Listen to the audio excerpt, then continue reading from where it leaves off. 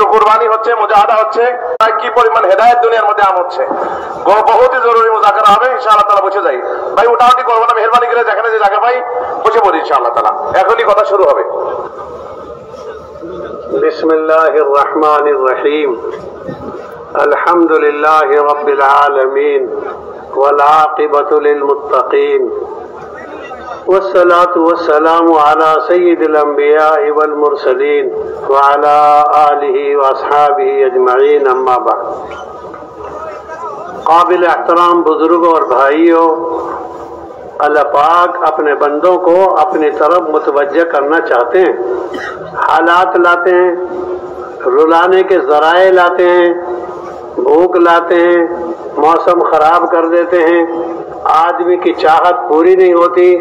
مقصد یہ ہے اللہ پاک تو قادر بھی ہیں، حکیم بھی ہیں، ہر چیز پر قادر ہے وہ، لیکن حکیم ہے وہ۔ کیا چاہتے ہیں؟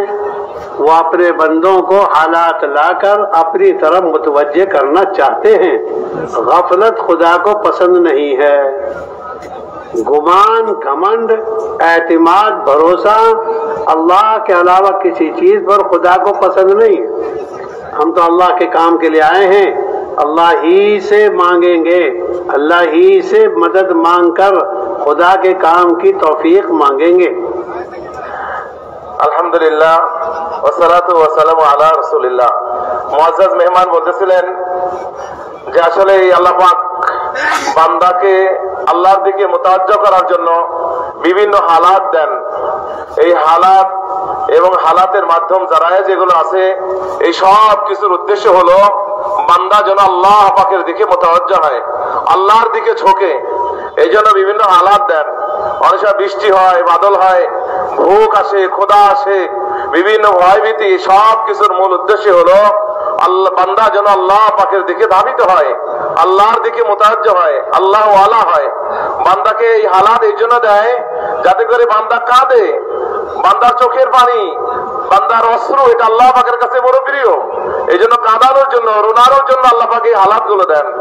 আল্লাহ পাক একদিকে যেমন কাদির, আর একদিকে আল্লাহ পাক হাকিম, কুদরত ওয়ালা আল্লাহ জাল্লা শানহু, সব কিছুর উপর তিনি ক্ষমতাবান, জবরদস্ত ক্ষমতাবান আল্লাহ জাল্লা শানহু। আবার তিনার ক্ষমতার সাথে সাথে আল্লাহ পাক হাকিম, উনি বড় হিকমত আলা। কোন কাজের মধ্যে কি হিকমত আছে, কোনটার মধ্যে কি হিকমত আর রহস্য নিহিত আছে, এটা আল্লাহ জাল্লা শানহুই জানেন। তিনি তো হাকিম, তিনি তো বড় হিকমত আলা। এই জন্য দোস্ত, আমরা আল্লাহ পাকের দিকে মুতাওয়াজ্জহ হব, আল্লাহ পাকের দিকে ঝুঁকবো। চোখের পানি বলে আল্লাহ পাকের কাছে গাফলত বেশি প্রিয় না, সব থেকে অপ্রিয় জিনিস হলো গাফলত। বান্দা যখন গাফেল হয়ে যায়, আল্লাহ থেকে বেখবর হয়ে যায়, তো আল্লাহ পাক বিভিন্ন জারায়ে দেন, আসবাব, বিভিন্ন পরীক্ষার বস্তু আল্লাহ পাক দেন, যাতে করে গাফলত আমাদের থেকে দূর হয়ে যায়, গাফলত খতম হয়ে যায়, আর আমাদের দিলের ভিতরে আল্লাহ জাল্লা শানুর ধ্যান চলে আসে। আমরা যেন আল্লাহর দিকে মুতাওয়াজ্জহ হই, আল্লাহর দিকে ধাবিত হই। আমাদের চোখের পানি আল্লাহ পাকের কাছে বড় প্রিয়। এই জন্য এই হালাতগুলো আল্লাহ পাক বান্দাকে দিয়ে থাকেন। اللہ پاک بڑے زبردست ہیں، وہ نبی کو رلائیں، نبی کے لیے رلائیں۔ یعقوب علیہ السلام اس دنیا کے ان مبارک لوگوں میں ہیں جن کے اولاد میں سب سے زیادہ نبی ہیں۔ سارے بنو اسرائیل کے نبی ان کی نسل میں ہیں، لیکن یوسف علیہ السلام کا واقعہ پیش لے آئے اللہ پاک۔ اللہ پاک تو اللہ پاک ہے، 70 سال 60 سال یا کم زیادہ رلایا، اور اتنا رلایا کہ آنکھیں خراب ہو گئی۔ ادھر نبی کے لیے رو رہے ہیں، بیٹے کے لیے، ادھر ابا رو رہے ہیں۔ خدا کا نظام ہے، خدا رلانا چاہتے ہیں، اور خدا کیا دینا چاہتے ہیں؟ یہ تو نظام خدا بندی ہے۔ یوسف علیہ السلام کے بارے میں نا امید نہیں ہوا یعقوب علیہ السلام، پر امید رہے، دعائیں مانگتے رہے، اور اللہ سے کہتے رہے۔ ایک دن وہ آیا ہے کہ آپ کو معلوم ہے تاریخ یوسف علیہ السلام کی اور حضرت یعقوب علیہ السلام کی مصر کے میدان میں ملاقات ہو رہی۔ آسمانوں میں بھی استقبال ہے فرشتوں کے ذریعے، اور زمین میں بھی استقبال ہے فرعون کے ذریعے اور سارے لشکر کے ذریعے، اور رونا دھونا ہوا ہے۔ آج اس کا نتیجہ ظاہر ہو رہا ہے۔ پوچھنے لگے حضرت یوسف علیہ السلام، ابا آپ اتنا کیوں روئے میرے لیے؟ فرمایا بیٹا تیرے دین کا غم تھا، تیری جائے دین کی فکر غالب تھی، تو بھائی رلانا تو خدا کا کام ہے، وہ نبی کو رلا دے، نبی کے لیے رلا دے، اور کسی کو وہ نا امید کرتے نہیں ہیں۔ ولا تیأسوا، نا امید مت ہو، اور نا امید ہو کر ہم سے جو ہے ملول مت پاؤ، ہم تو وہاں سے راستہ نکال دیں گے جہاں سے چاہیں گے۔ اب بارش کسی کے قبضے میں نہیں، اور آپ کے علاوہ کہیں ہو بھی نہیں رہی، موسم بھی نہیں ہے، 5 کلومیٹر کے بعد بارش نہیں ہو رہی، یہ تو اللہ پاک رلانا چاہتے ہیں، ہماری کوئی غفلت کسی کی خدا کو ناپسند آ گئی، اس لیے رلانا اللہ کو ضروری ہے کہ ہم روئے اللہ کے آگے۔ اور یہ مسئلہ ایسا ہے کسی سے حل ہونے والا ہے ہی نہیں، ظاہراً بھی نہیں، حقیقتاً بھی نہیں۔ ہم تو اللہ سے کہہ کر اے اللہ تیرا کام ہے، تیرا نام ہے، تیری ہی جو ہے مخلوق ہے، کہاں جائیں، کس کی پناہ میں جائیں، کون ہمیں پناہ دے گا؟ آپ تو بڑے رؤوف ہیں، بڑے مہربان ہیں، آپ ہماری مدد کر دیجئے۔ پتہ نہیں کس کا آنسو، کس کی آہ، کس کے اندر کی قوت خدا کو بھا جائے۔ اللہ کے ہر ایک کا بھاؤ الگ الگ ہے، اللہ کے ہر ایک کا بھاؤ الگ الگ ہے۔ بہت سے لوگ ٹوٹے حال والے ہوتے ہیں اور اوپر کی کیفیت ایسی ہوتی ہے بناوٹی نہیں، لیکن اللہ کو ان کی ادا پسند ہے، اللہ کو ان کی کیفیت جو ہے چہیتی ہے، اس لیے اللہ پاک ایسوں کو متوجہ کرنا چاہتے ہیں۔ اس لیے ہمارا مزاج اللہ سے مانگنے کا، اللہ پاک فرماتے ادعونی، مجھ سے مانگو میں تمہاری سنوں گا، تمہاری مدد کروں گا۔ اس لیے ہم تو اللہ سے کہیں گے، اور اکھڑنا اور جگہ چھوڑنا اور نا امید ہونا یہ تو کہیں ہے ہی نہیں، ہم تو جمے رہیں گے۔ کیونکہ موسیٰ علیہ السلام کو اور حضرت ہارون علیہ السلام کو اللہ پاک سنا رہے قد اجیبت دعوتکما فاستقیما، ہم نے تمہاری دونوں کی دعا تو سن لی، ایک نے آمین کہی ہے، دوسرے نے دعا مانگی ہے، بڑے بھائی آمین کہہ رہے ہیں اور چھوٹے بھائی دعا مانگ رہے ہیں، اور اللہ پاک کیا کہہ رہے جمے رہنا، جو جمتا ہے اسی میں پھل آتا ہے، جو جمتا ہے اسی میں آگے، تو ہم تو جمیں گے اور جمائیں گے۔ اور یہ تو ہوتا ہی رہتا ہے، کسان اپنی کھیتی کے لیے، مزدور اپنی مزدوری کے لیے، اور دوسرے لوگ اپنے کام کے لیے بھیگتے ہی رہتے ہیں، کیا بات ہو گئی؟ ہم تو اللہ کے لیے جو ہے سب کچھ جو ہے برداشت کریں گے، جگہ نہیں چھوڑیں گے، اللہ ہی سے مانگیں گے۔ اے اللہ تیرے لیے کیا مشکل ہے، ہم تیری چوکٹ کے فقیر ہیں، ہم تیرے دربار کے غلام ہیں، اور آپ کی مدد کے بغیر ہمارا گزارا نہیں ہو سکتا۔ اللہ کے آگے رونا، اللہ کو منانا، ارحم الراحمین کو منانا بندوں کے منانے سے آسان ہے، اس لیے کہ وہ ارحم ہے، اس نے رحم کے 99 سے اپنے پاس رکھے سمجھانے کے لیے، سوا حصہ دنیا میں تقسیم کیا ہے، وہ تو اکرم بھی ہے، ارحم بھی ہے، اور رب العالمین ہے۔ اے اللہ ہماری ضرورت ہے، بارش بھی مانگو، لیکن ہمارے پاس اس وقت کوئی ٹھکانہ نہیں ہے، اور کبھی بھی ہمارے پاس ٹھکانہ نہیں ہوتا، آپ ہی ہماری مدد کیجئے، اور اپنی رحمت سے نا امید نہ کیجئے، ہدایت بھی مانگو اور ہر ضرورت خدائی سے مانگو۔ জি এই জন্য মেরে ভাই দোস্ত বুজুর্গ মুখতাসার তরজমা হচ্ছে, বাকি তো আমরা সবাই বুঝতেইছি, সেটা হলো আল্লাহ পাকের কাছে কান্নাকাটি করা, গেরিয়াজারি, রোনাজারি, আহ বুকা, এগুলো আল্লাহ পাকের কাছে বড় প্রিয়। এই জন্য আল্লাহ জাল্লাহ শাহ নবীদেরকেও নবীদেরকে দিয়েও আল্লাহ পাক কন্দন করাইছেন, নবীরাও কাঁদছেন আল্লাহ পাকের কাছে, নবীদেরকেও আল্লাহ পাক কাঁদাইছেন।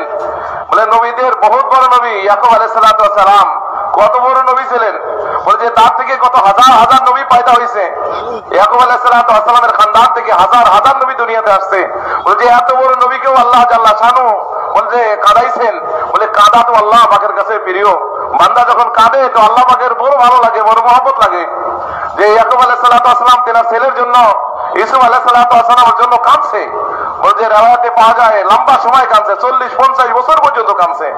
এত কাদা কাঁদছে যে কাঁদতে কাঁদতে বলে যে অন্ধ হয়ে গেছে, নাবিনা হয়ে গেছে, এত কাদা কাঁদছে। বলে ছেলে শুধু ছেলের মহব্বতেই না, বলে ইউসুফ আলাইহিস সালামের কাছে একবার ইউসুফ আলাইহিস সালামের যখন মুলাকাত হলো শেষে এসে, তো বলেছিলেন ইউসুফ আলাইহিস সালাম, হে আব্বা আপনি এত কাঁদছেন কেন? কাঁদতে কাঁদতে আপনার চক্ষু সাদা হয়ে গেছে, কাঁদতে কাঁদতে আপনি নাবিনা হয়ে গেছেন, বলে এত কাঁদলেন কেন? বলছে আমি শুধু তোমার মহব্বতেই কাঁদি নাই, বলছে আমি তো কাঁদছি এই জন্য যে তোমার দিনদারির কি হবে। তুমি এমন একটা দেশে, যেই দেশে ফিরাউনের দেশ, বলছে এই দেশের মধ্যে না জানি কি বলতে কি হয়ে যায় তোমার, বলছে ওই দেশে তুমি চলে গেছো, ওই দেশে তুমি ছিলে। ইউসুফ আলাইহিস সালাম, ইয়াকুব আলাইহিস সালাম কাঁদছে বটে, অনেক লম্বা সময় কাঁদছে, কিন্তু আল্লাহ পাকের জাতের থেকে নাউমিদ হন নাই, আল্লাহ পাকের জাতের থেকে নৈরাশ হয় নাই। কোরআনে কারিমের মধ্যে ছিল ইউসুফের মধ্যে আল্লাহ পাক স্পষ্ট বলেই দিয়েছেন যে আল্লাহ পাকের রহমত থেকে নৈরাশ হয় না, ওয়ালা তাইয়াসু মির রাহিল্লাহ, বলে আল্লাহ পাকের রহমত থেকে কোশ্চেন কানুন নৈরাশ হয়েও না, বলে নৈরাশ হয়ে কাঁদে নাই।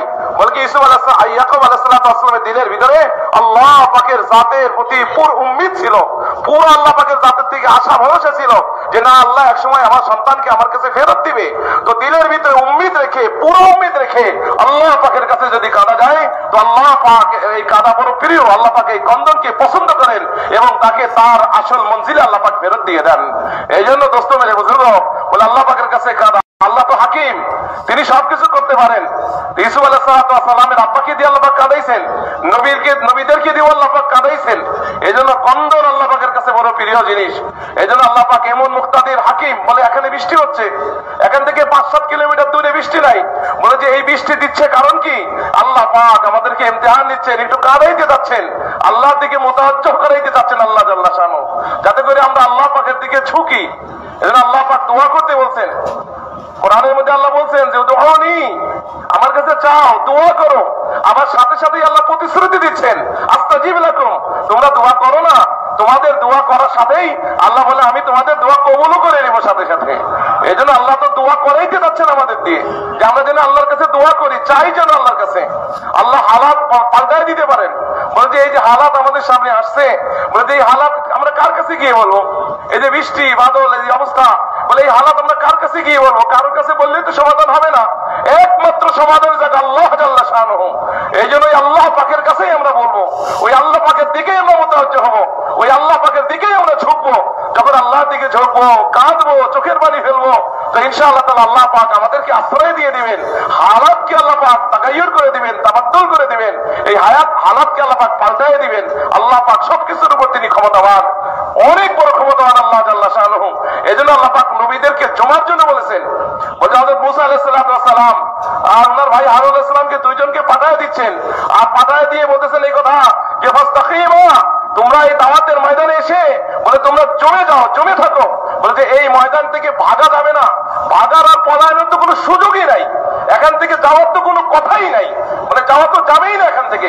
কোরআন হাদিসের মধ্যে আল্লাহ এবং আল্লাহ রাসূল সাল্লাল্লাহু আলাইহি ওয়াসাল্লাম ফরমান যদি দেখা যায়, তাহলে এই ময়দান থেকে পলায়ন করা, ময়দান থেকে ভাগা, বলে এটার কোনো সুযোগই নাই, গুঞ্জাইশই নাই। এই জন্য এখানেই থাকতে হবে এবং জমে থাকতে হবে, জমবো তো ইনশাআল্লাহ। এবং সাথে সাথে এটাও কথা যে মেরে দোস্ত বুজুর্গ, বলছে আল্লাহ তাআলা পাক পাল্টায় দিবেন, আল্লাহ পাক জমায়ে দিবেন, সবকিছু আল্লাহ পাক করবেন, বাকি একটা পর্যায়ে গিয়ে আল্লাহ জাল্লা শানু করবেন আল্লাহ এগুলো। এই জন্য মুআজ্জাজ মেহমান এটা বলতেছিলেন যে আজকে দুনিয়ার কাজের জন্য কত মানুষ কত জায়গায় ভেজে, রিক্সাওয়ালা বৃষ্টিতে ভিজতেছে, খেতের মানুষ খেতে ভিজতেছে, মনে হচ্ছে কত জায়গায় কত লোক ভিজতেছে। তো সে তারা যদি দুনিয়ার এই সমস্ত আসবাবের জন্য, দুনিয়ার একটু সুখ শান্তির জন্য যদি ভিজতে পারে, বৃষ্টিতে ভেজে, দিনে ভেজে, রাতে ভেজে, রাস্তায় ভেজে, তো আমরা আল্লাহর দিন দুনিয়াতে চিন্তা করার জন্য একটু ভেজবো, আমাদের একটু কুরবানি হবে। ভিজা তো আমাদের অভ্যাস আছেই, 6 মাস তো বৃষ্টি নামেই। এই জন্য ইনশাআল্লাহ তাআলা একটু বৃষ্টি আসবে, সবকিছু হবে, আমরা ইনশাআল্লাহ তাআলা জমে থাকবো। বলে জমার দ্বারাই আল্লাহ তাআলা শুনুর পক্ষ থেকে মদদ আসবে, আল্লাহর পক্ষ থেকে নুসরত আসবে। এই জন্য ইনশাআল্লাহ তাআলা আমরা জমে এই ময়দানে থাকবো এবং আল্লাহ পাকের দিকে মুতাওয়াজ্জহ হবো। বলে আল্লাহ পাকের কাছে কাদা বড় প্রিয়। হযরত বারবারই একটা কথাই বলতেছিলেন যে ইনশাআল্লাহ তাআলা দিলে এই না জানি এই জায়গার মধ্যে এমন দিলওয়ালা লোক আছে যে তার দিলের কাইফিয়ত, একজন মানুষের দিলের কাইফিয়তে আল্লাহ জাল্লা শানু ফয়সালাকে বদলাই দিতে পারেন। এই জন্য ইনশাআল্লাহ তাআলা কত মানুষ এদিকে আছে দরিদা বরিদা হালাত, তার দিল ভাঙ্গা দিল, যে ভাঙ্গা দিল নিয়ে এই খাস্তা হালাত নিয়ে যখন আল্লাহ পাকের দিকে দোয়া করতে থাকবে এই মাজমা, তো ইনশাআল্লাহ তাআলা দেখবেন হালাতকে আল্লাহ পাক পাল্টাই দিবেন, হালাত আল্লাহ পাক পরিবর্তন করে দিবেন। এই জন্য এই কাজের মধ্যে যাওয়ার কোনো রাস্তা নাই। যখন যতটুকু পরামর্শ হয়েছে, বসানো হয়েছে, ওই অনুযায়ী ইনশাআল্লাহ তাআলা আমরা জমে থাকবো এই বাজারের মধ্যে ইনশাআল্লাহ। शोर मचाना कोई मुतवज्जे होने की निशानी नहीं है।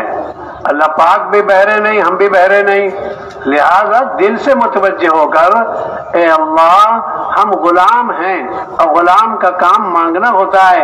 हम तो फकीर हैं, आपकी चौखट के गुलाम हैं, आप हमारी मदद कर दीजिए। अल्लाह ताला तो सच्ची तलब देखना चाहते हैं। 3 दिन के लिए हालात लाते हैं भूख के, जो आदमी जम जाता है अल्लाह के गैर की तरफ मुतवज्जे नहीं होता, अल्लाह पाक 1 साल की हलाल रोजी का दरवाजा उसके लिए खोल देते, हाल लाते इसलिए। ये शोर मचाना कोई तवज्जो की निशानी नहीं है। अल्लाह से मामला सही करना, अल्लाह मेरी वजह से हो रहा है, ये सब मेरी वजह से हो रहा है। आदमी जब अपने आप को कसूरवार ठहराता है, अल्लाह को ये बंदा पसंद आता है। यूसुफ अलैहिस्सलाम कहने लगे, ए अल्लाह मैं नफ्स अम्मारा से अपने आप को बरी नहीं करता, क्योंकि नफ्स तो अम्मारा है ही है। यूसुफ अलैहिस्सलाम के जुमले को याद रखा करें हम, वमा उबर्रिउ नफ्सी, मैं अपने आप को बरी करार नहीं देता। क्यों? नफ्स तो बुराइयों की बहुत कहता है। तोहमत से बच गए, सारे झगड़े से बच गए, लेकिन क्या कहा? मैं अपने आप को बरी करार नहीं देता। हम अपने आप को पाक नहीं बताएंगे, मेरी गलती हो गई, मेरी नीयत में फर्क आ गया, मैं आपके आदाब बजा न ला सका, मैं आपकी फर्माबरदारी में नाकाम साबित हुआ, मैं गुलाम हूँ, मुझसे तो आपकी गुलामी में खता होती ही रहती है, आप माफ कर दीजिए। आप तो अकरम भी हैं, अरहम भी हैं, और आप रब्बुल आलमीन हैं। अल्लाह की गुलामी, अल्लाह के सामने झुकना अल्लाह को पसंद है। हम सजदा करके दुआ मांगेंगे, हम सदका करके दुआ मांगेंगे, सलातुल हाजत पढ़ के दुआ मांगेंगे और गिड़गिड़ा के दुआ मांगेंगे। हसन बसरी रहमतुल्लाह अलैह फरमाते थे, आहिस्ता और खामोशी दुआ 70 गुना दुआओं पर भारी है जहरी से। शोर मचाना, जोर से दुआ मांगना सुन्नत है, लेकिन तालीम के लिए है। असल तो खुदा का मामला दिल से है, वो तो हर एक के दिल के भेद से वाकिफ है, अंदर की गहराई को जानते हैं। अलीमुम बिज़ाति सुदूर, वो तो हर एक के अंदर की तह को जानते हैं। अल्लाह मैं तो गुलाम हूँ, माफ कर दीजिए, मेरी वजह से बारिश आ रही है बेमौका, मेरी वजह से आ रही है। यूं के अल्लाह के राजी होने की पहचान ये है, बारिश जब हो जब उसकी जरूरत हो, और नाराज होने की पहचान ये है, बारिश जब हो जब जरूरत ना हो। माल उन लोगों के हाथ में आए जो न खाते हैं न खिलाते हैं जब खुदा नाराज होते हैं, और माल उन लोगों को देते हैं अल्लाह पाक जब राजी होते हैं, तो जो खाते हैं खिलाते हैं खर्च करते हैं। बादशाह ऐसे लोगों को बनाते हैं अल्लाह पाक जब राजी होते हैं, जो लोगों की खैरख्वाही करते हैं और लोगों की हमदर्दी करते हैं। अल्लाह पाक कहते हैं मैं हूं बादशाहों का बादशाह, जब तुम अमल अच्छे करोगे ऐसों को लाऊंगा, और तुम्हारे अमल निकम्मे होंगे, खोटे होंगे, तो भाई अल्लाह पाक ऐसों को मुसल्लत करेंगे जैसों को हम भुगत रहे सब जगह अपने अमाल के नतीजे में। यहाँ की नहीं है, सबकी है और सबके लिए है और सबको जरूरत है। हमारे बेटे हमारे ऊपर मुसल्लत हैं, हमारी बीवियां हमारे ऊपर मुसल्लत हैं, हमारे पड़ोसी हमारे ऊपर मुसल्लत हैं, हम अपने पड़ोसियों पर मुसल्लत हैं। हालात का बिगाड़ अमाल के बिगाड़ पर है। तो खूब अल्लाह से मांगेंगे, खूब अल्लाह से कहेंगे, अल्लाह हम क्या कर सकते हैं, हम तो आपसे माफी ही मांग सकते हैं। खूब माफी मांगना, सदका देना, सलातुल हाजत पढ़ना, और अल्लाह की गुलामी और अल्लाह की हाजिरी, अल्लाह की जो है जनाब में अपने आप को झुका देना। अक़रब इल्लाह, जो कि सबसे ज्यादा करीब आदमी होता है जब ये पेशानी रगड़ता है, अपनी पेशानी रगड़ ले, माथा झुका ले और खुदा की गुलामी कर ले। अल्लाह को ये पसंद है। इसलिए हम तो सजदा करके दुआ मांगेंगे, सदका करके दुआ मांगेंगे, सलातुल हाजत पढ़ के दुआ मांगेंगे, इस्तिग़फ़ार में लगे रहेंगे। ना उम्मीदी, मुसलमान से उम्मीद नहीं, ये तो बहुत बड़े नुकसान की बात है। ना घबराना है और ना उम्मीद होना है। ऐ अल्लाह तू जमा दे और चला दे और निभा ले। तेरा चलाया चलता है, तेरा निभाया निभता है। जिसे तू साबित कदम रखता है वो रहता है। क्योंकि मोमिन की मिसाल तो ऐसी है, हवा चलती है, पौधा गिर जाता है, यदि झुक जाता है, वो दूसरी हवाई फिर इधर का रुख ले लेता है, लेकिन जड़ नहीं छोड़ता। मोमिन जड़ नहीं छोड़ता। हवाओं के तूफान में दाएं बाएं तो होता है, लेकिन जड़ नहीं छोड़ता। और मुनाफिक युग हालात में ये गिर जाता है और ये खत्म हो जाता है। तो हम हालात में अल्लाह से मांगेंगे। हाल आता है देने के लिए और हाल आता है ले चढ़ाने के लिए। मौलाना यूसुफ साहब फरमाते थे रहमतुल्लाह अलैह, हाल आता है जाने के लिए, हाल आता है तरक्की दिलाने के लिए। ये फक्र का हाल, बुढ़ापे का हाल, कमजोरी का हाल, जी ये दिलाने के लिए है। इसलिए हम तो सब अल्लाह के पीछे लगेंगे और अल्लाह बहुत आसानी से माफ कर देंगे। इसलिए सब अल्लाह से माफी भी मांगेंगे। अल्लाह मौसम भी तेरे हाथ में, मौसम का निजाम भी तेरे हाथ में, हम कुछ नहीं और हमसे भी कुछ नहीं, तू सब कुछ है और तुझसे सब कुछ है। और हम तेरी चौखट के गुलमटे हैं, तेरी चौखट के फकीर हैं, तेरे अलावा कहाँ जाए।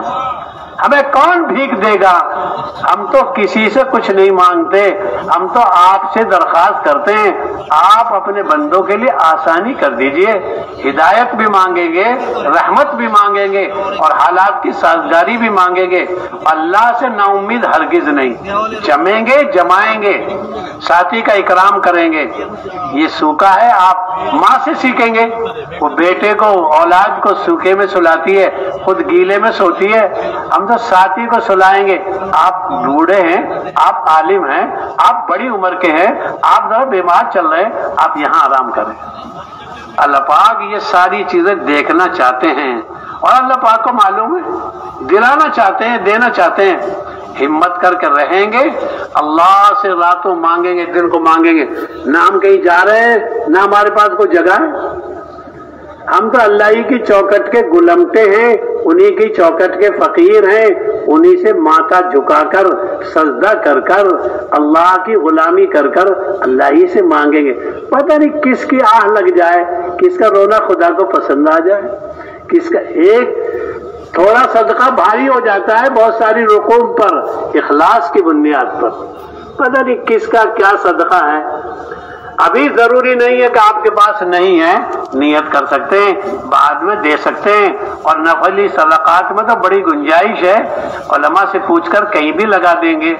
इसलिए बहुत एहतमाम से हमें जमना भी है, जमाना भी है।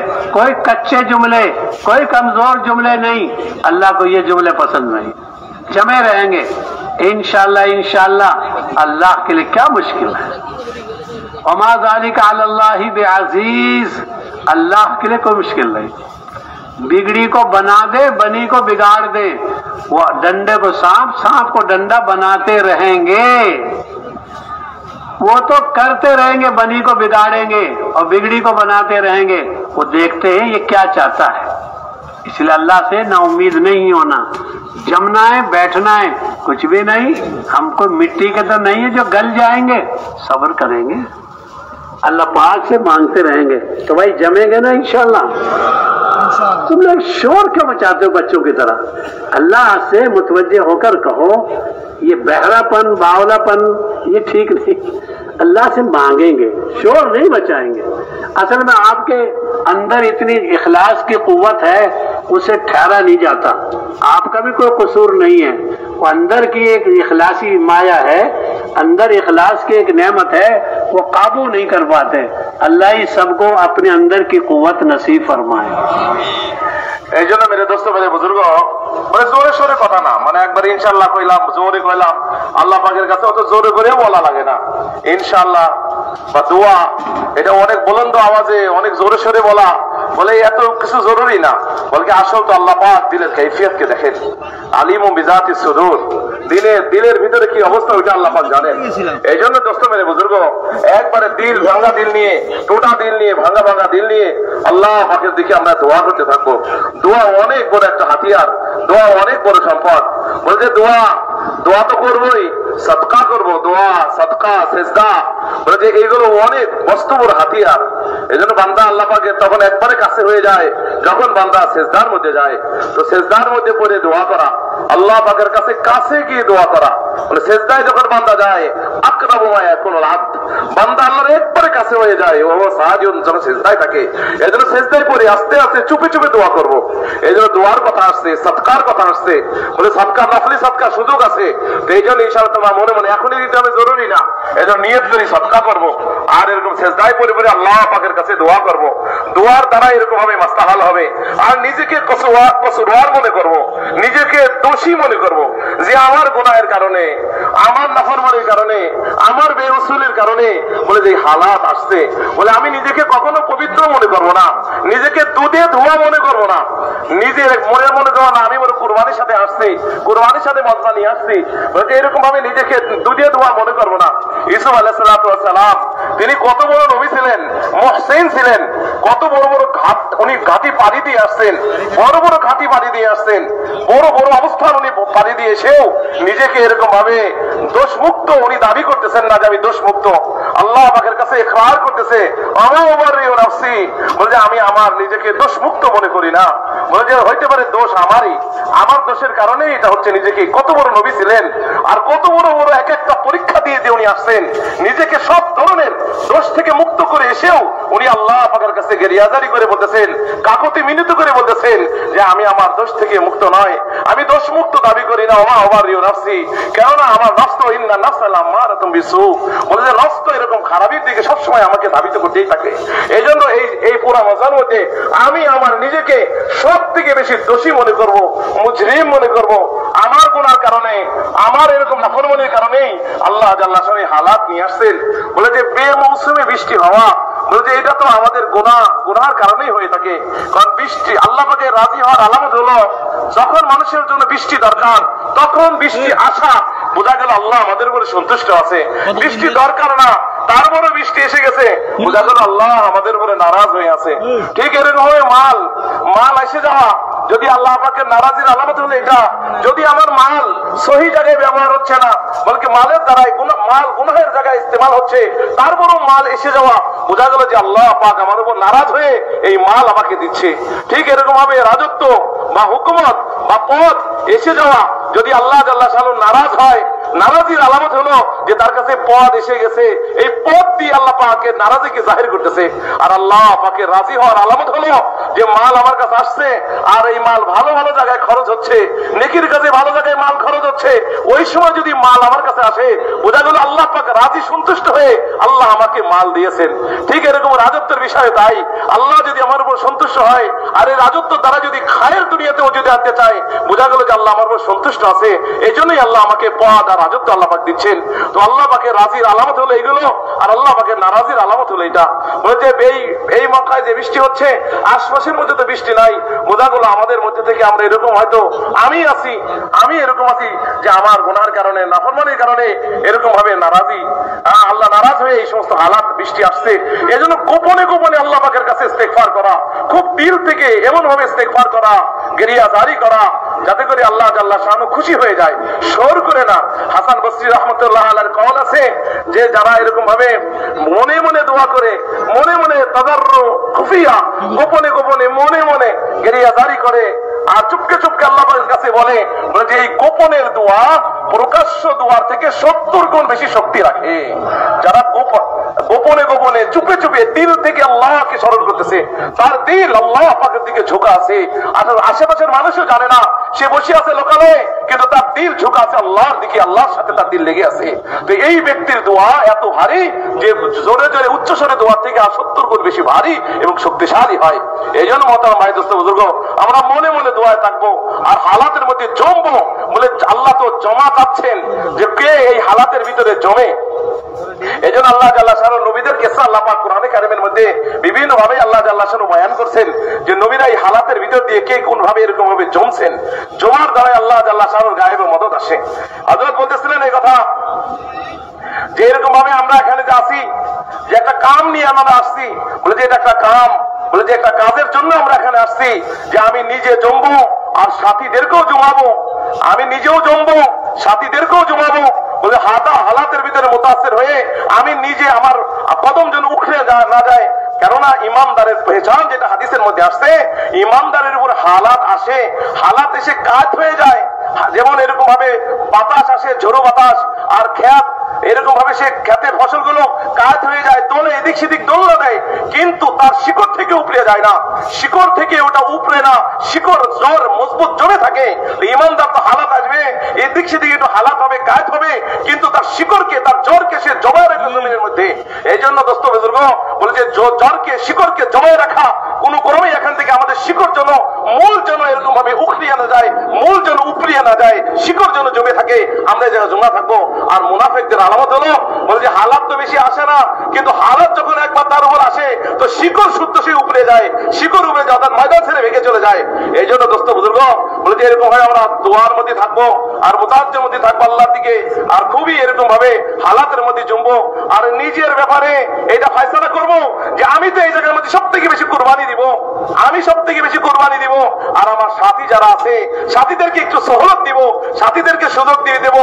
বলে আমি তো সুস্থ মানুষ, আমি তো যুবক মানুষ, মাশাআল্লাহ আমাদের সাথে একজন বয়স্ক লোক আছে, আমি তো ভিজো জায়গায় থাকবো, পানির মধ্যে সারাদিন প্রয়োজনে দাঁড়িয়ে থাকবো, আর আমার শুকনা বিস্তাটা এবং শুকনা জায়গাটা আমি সাথীকে দিব, কারণ আমার সাথী বৃদ্ধ, অথবা আমার সাথী আলেম আমার সাথে একজন আছে, তো আলেম সাহেবকে এরকম ভাবে ক্রাম করবো। আমার সাথে একজন অসুস্থ আছে, বলে যে অসুস্থ ব্যক্তিকে আমি সাহায্য করবো, তাকে ভালো জায়গায় সহলতের জন্য দিব। এই জন্য এইভাবে আমি নিজে তো কুরবানির উপর আসবো আর সাথীকে সহলতের সাথে দিব। এইভাবে যদি ইনশাআল্লাহ তাআলা আমরা জমি আর এরকম ভাবে জমে থাকি, তাহলে আল্লাহ জাল্লাহ শানুর পক্ষ থেকে মদদ ও নুসরত আসতে থাকবে।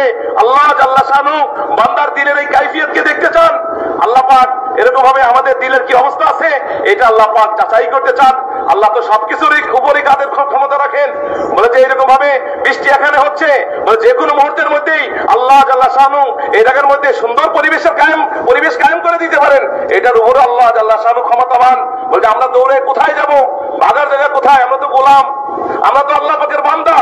আমাদের মধ্যে যেই পরিমাণ গোলামিয়াত আসবে, যেই পরিমাণ আমাদের মধ্যে তাজাল্লুলি আসবে, যেই পরিমাণ কেরিয়াজারি আমাদের মধ্যে আসবে, আল্লাহ পাকের দিকে যেই পরিমাণ মুতাজ্জা ধ্যান দিব, মেরে দোস্ত মেরে বুজুর্গ, ওই পরিমাণ এরকম ভাবে আল্লাহ পাকের মদদ ও গায়েবী নুসরত আমাদের দিকে আসতে থাকবে। एक दूसरे का इकराम करेंगे। এই জন্য বল দিয়া दूसरे के इकराम।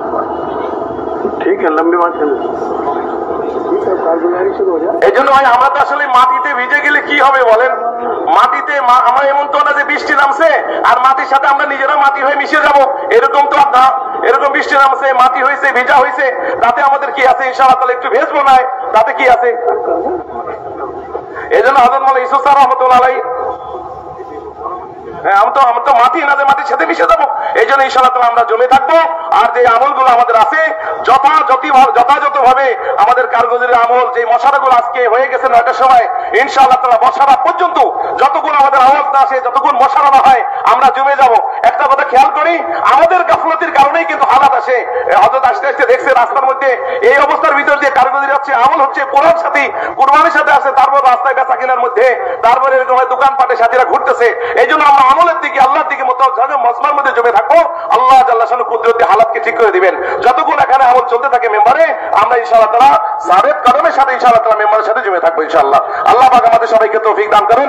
ভাই কারগুজারির আমল চলতেছে, এই আমল চলতেই থাকবে যতক্ষণ মশারা না হয় ইনশাআল্লাহ। आगे मौलाना उमर साहब सुनते रहो भाई।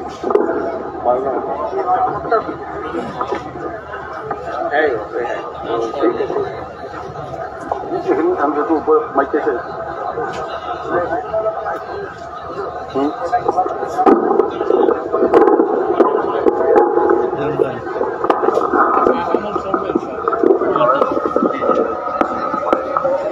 চলবে না।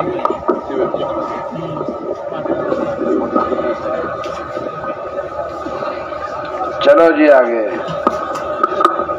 तो महीना का 10 दिन ठीक नहीं शुरू करो भाई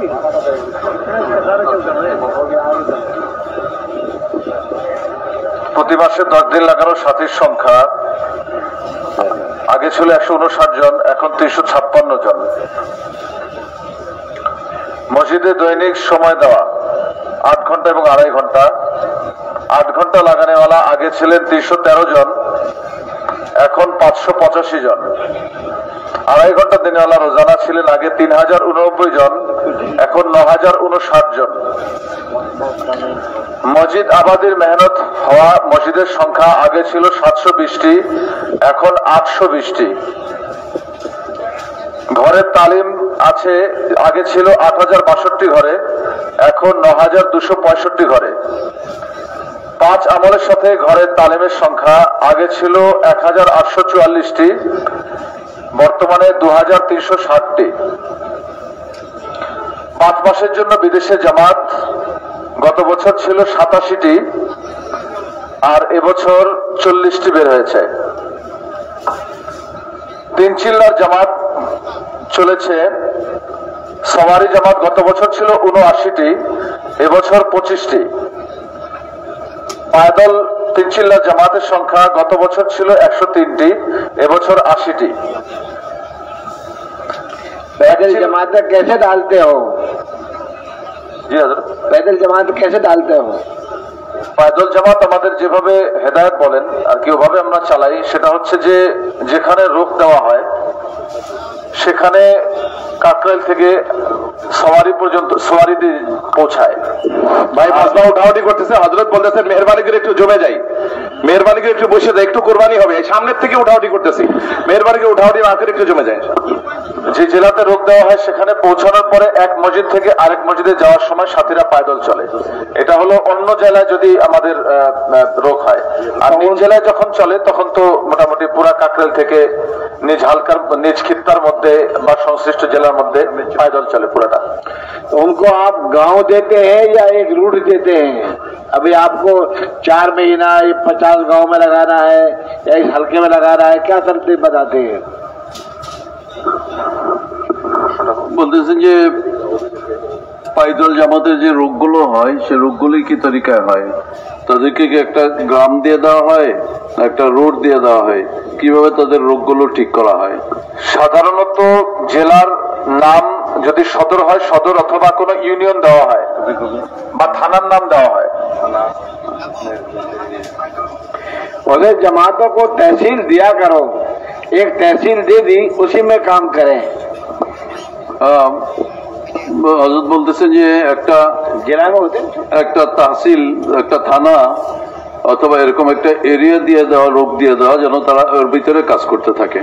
और उस जमात को तरगीब दो कि इस जमात के जाने से पहले इनकी बस्ती से एक जमात और आ जाए यहाँ, ताकि पूरे इलाके में अच्छा काम हो जाए।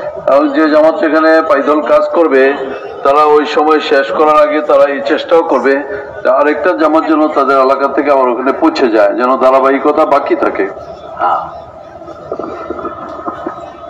এক চিল্লার জামাত সওয়ারি গত বছর ছিল 994টি, এবছর 50টি। এক চিল্লার পায়দল জামাত গত বছর ছিল 563টি, এবছর 290টি। একই মসজিদের মোকাম্মাল জামাত 5 মাসের গত বছর ছিল 16টি, এবছরও 16টি। একই মসজিদের 4 মাসের মোকাম্মাল জামাত গত বছর ছিল 19টি, এবছর 18টি। একই মসজিদের এক চিল্লার মোকাম্মাল জামাত গত বছর ছিল 576টি, এবছর 530টি। মস্তুরত সহ বিদেশে 2 মাসের জামাত গত বছর ছিল 23টি, এবছর 17টি। মস্তুরত সহ 40 দিনের জামাত গত বছর ছিল 32টি, এবছর 25টি। अब क्यों हो रही है? हम तो काम को आगे बढ़ाना चाहते हैं, आप पिछला रहे हैं। যে আমাদের কাজগুলো যে কাগজে আসতেছে অনেক কিছুই কম আসতেছে আগের থেকে, আমরা তো আগে বাড়াইতে চাই, পিছনে যাচ্ছে কেন? আসলে হযরত গত বছর আমাদের দেশে বিভিন্ন হালতের কারণে পুরুষের কাজের মধ্যেই কমে চলে আসছিল। সেখানে মস্তরাত সহ খরচটা তো আর একটু কমে গেছে। পুরুষের কাম যখন কমে যায় মস্তরাতের কাম তো আরো কমে যায়। তো আসলে এইটাই হলো মূল কারণ, আসলে যে পুরুষের জামাতও কম বের হয়েছে হিসাবে, সাথে সাথে মস্তরাতের জামাতও কমে গেছে। এই জন্য दाई हालात से मुतासिर नहीं होता। अगर दाई हालात से मुतासिर होगा वो दाई कैसा? বলে দায়ী অবস্থা থেকে প্রভাবিত হয় না। দায়ী কেমন হইল যদি অবস্থায় প্রভাবিত হয়ে যায়? সর্বাবস্থায় কাজের উপরে ইস্তেকামত এবং জমা এবং আগে বাড়া প্রত্যেক দায়ীর নিশানি। আরেকটা হালত হলো যে মস্তরাত সহ বের হওয়ার যেহেতু কিছু শর্ত শরায়েত থাকে, ঘরের ব্যাপার থাকে, তো হালতের কারণে ঘরের সংখ্যাও কমে গেছিল, রোগের সংখ্যা একটু কমে গেছিল। এই কারণে একটু মস্তরাত সহ জামাতের সংখ্যাটা কমে গেছে। ইনশাল্লাহ এখন আবার আলহামদুলিল্লাহ বাড়তেছে। आइंदा काम को आगे बढ़ाओ। মস্তরাত সহ 10 দিনের জামাত গত বছর ছিল 74টি, এবছর 72টি। মস্তরাত সহ 3 দিনের জামাত গত বছর ছিল 1075টি, এবছর 2180টি। 2 মাস বাংলাওয়ালি মসজিদে লাগিয়েছেন, গত বছর ছিল 238 জন, এবছর তো যেহেতু 1 বছর ভিসার মাসলা ছিল এই জন্য বের হয় নাই 2 মাসের তরতিবে। জুরানো এলাকায় মেহনতের জন্য জামাত পাঠানো হয়েছে ঢাকা জেলা থেকে গত বছর 717টি, এবছর 278টি। সিরাজগঞ্জ আছে।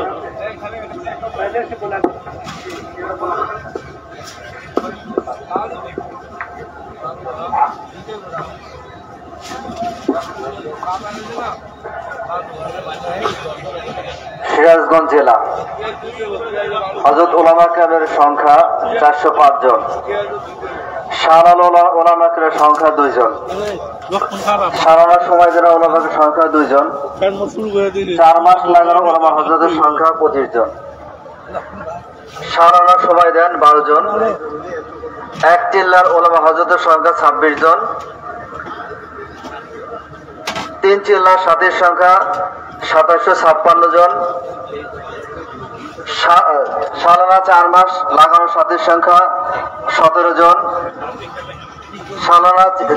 সালানা চিল্লার লাগানো সাথীর সংখ্যা 787 জন, 1 চিল্লার সাথীর সংখ্যা 6034 জন, সালানা চিল্লা দেওয়ার সংখ্যা হলো 325 জন, 1 চিল্লা মাস্তরাতের সংখ্যা হলো 60 জন, 10 দিন ওলা মাস্তরাতের সংখ্যা হলো 207 জন, 3 দিন আলী মাস্তরাতের সংখ্যা 692 জন, সাপ্তাহিক তালিম গতবার ছিল হলো 58, বর্তমানে 63, 6 মাসিক জোর 10, মোট এলাকার সংখ্যা হলো 2573, মোট হালকা 243, মোট মসজিদের সংখ্যা 4785, মোট পাঞ্জেখানা মসজিদের সংখ্যা 55, মাকতাবের সংখ্যা গতবার ছিল 173 আর বর্তমানে 193, মোট শব্দের সংখ্যা হলো 7, হায়াতুস সাহাবা শব্দের সংখ্যা হলো 1, মসজিদের জোর হলো 55, হায়াতুস সাহাবা সহ জোর হলো 12, আংশিক আমলের মসজিদ গতবার ছিল হলো 1177, বর্তমানে 1237, 5 আমলের মসজিদের সংখ্যা 105, গতবার ছিল, বর্তমানে হলো 140, মাসিক 3 দিনের জামাতের গড় হলো গতবার ছিল 186, বর্তমানে 211, প্রতি মাসে 10 দিন লাগানো সাথীর সংখ্যা গত বছর ছিল 10, বর্তমানে 15, দৈনিক 8 ঘন্টা দিনেওয়ালা সাথীর সংখ্যা ছিল 29। 8 घंटा किस तरह देते हैं जरा बताओ तो। 8 ঘন্টা কি নিয়মে দেয়, কি করে? 8 ঘন্টা মসজিদে আমলের সাথে, অর্থাৎ মসজিদ আমাদের মেহনত 5 নামাজের পরে, আবার আমাদের এই কোন মসজিদে 16 ঘন্টা 17 ঘন্টা 18 ঘন্টা আমল হয়, ওই আমলের সাথে সাথীরা সময় দেয়, বাইরে আমল হয়, ভিতরে আমল হয়। कितने साथी बैठ जाते हैं हर नमाज में? हर नमाज के बाद कितने साथी बैठते हैं? প্রত্যেক নামাজের পরে যেখানে মসজিদ আবাদি হয় সেখানে কত সাথী জোড়ে? কোন কোন মসজিদে 20-25, কোন কোন 10-12, কোন কোন 7-8 সাথী। तो जब साथी कम होते हैं तो क्या अमल करते हो, ज्यादा होते तो क्या अमल करते हो? সাথী যদি কম থাকে তো তখন কি আমল করেন, আর বেশি হলে কি আমল করেন? সাথী যখন বেশি হয় তখন আমরা দাওয়াত তালিম ইস্তেকবালের সাথে মসজিদে মধ্যে মেহনত করি। আর যখন সাথী কম হয় একজন সাথীকে আমরা তালিমে দিয়ে একজনকে বসে বাকি 1-2 জামাত বাহিরে নগদ লোক আনার জন্য ফিকির করি, অথবা নগদ গাছের জন্য নগদ উসুলের ফিকির করি। तो ये 5 वक्त में यही अमल होता है, জি জি। और रात को कुछ अमल नहीं करते। রাতে কোনো আমল হয় কিনা? আমাদের একটা মসজিদে আমল হয়, রাতকে ভাগ করে নিয়ে আমল হয়, 2 ঘন্টা করে ভাগ করে নিয়ে कि आपके यहाँ कितनी जो है मस्जिदें 24 घंटा आबाद हैं?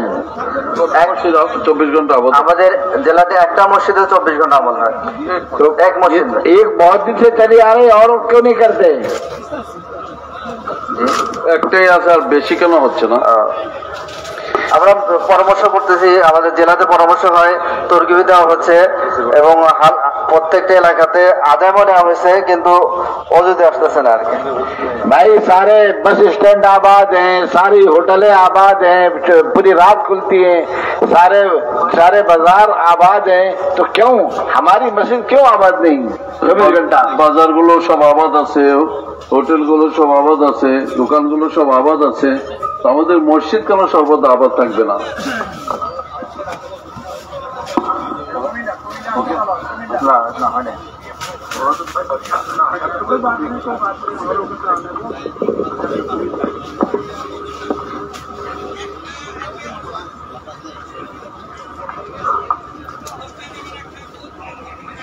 ওইটাতে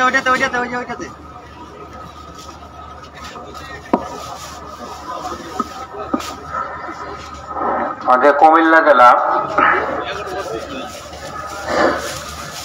সাল দেনেওয়ালা উলামা হজরতের সংখ্যা 30, সালানা সময় দেনেওয়ালা উলামা হজরতের সংখ্যা 9, 4 মাস লাগানোওয়ালা উলামা হজরতের সংখ্যা 51, এর মধ্যে সালানা সময় দেনেওয়ালা উলামা হজরতের সংখ্যা 21, 1 চিল্লাওয়ালা উলামা হজরতের সংখ্যা 71,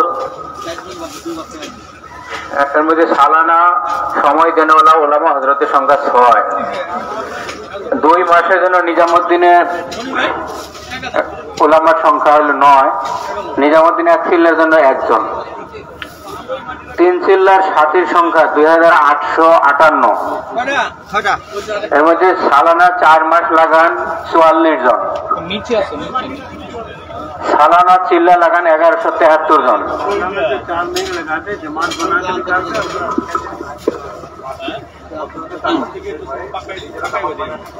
প্রত্যেক বছর যে রোজা বছরের 4 মাস যারা দেয় তারা কি একা একা বেরোয় না জামাত নিয়ে বেরোয়? ওনারা জামাত নিয়ে বের হন, কিন্তু এক মসজিদের 4 মাসে জামাত হয় না সাধারণত।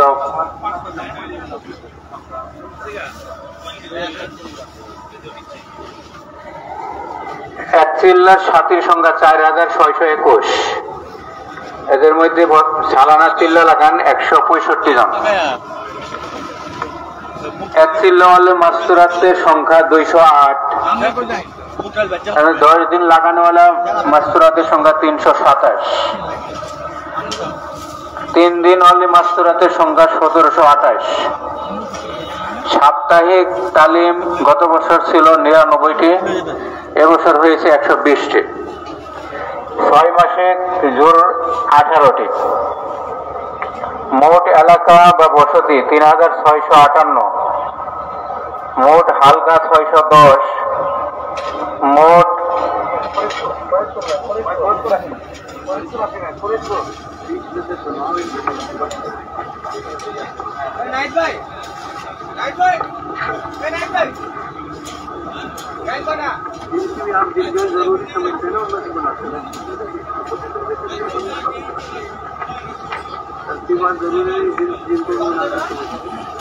জেলা ফরিদপুর। উলামা ইকরামগণের সংখ্যা 4100 জন, সাল্লাগণ হযরত উলামা ইকরামগণের সংখ্যা 6 জন, তাদের মধ্যে বছরে 1 চিল্লা দেন 3 জন। 3 চিল্লা হযরত উলামায়ে কেরামগণের সংখ্যা 11 জন, তাদের মধ্যে বছরে সময় লাগান 3 জন। চিল্লা লাগানো হলো হযরত উলামায়ে কেরামগণের সংখ্যা 14 জন, তাদের মধ্যে বছরে চিল্লা দেন 2 জন। নিজামুদ্দিনে যাওয়া সাথে 2 জন। 3 চিল্লার সাথী সংখ্যা 475 জন, তাদের মধ্যে বছরে 4 মাস লাগান 10 জন।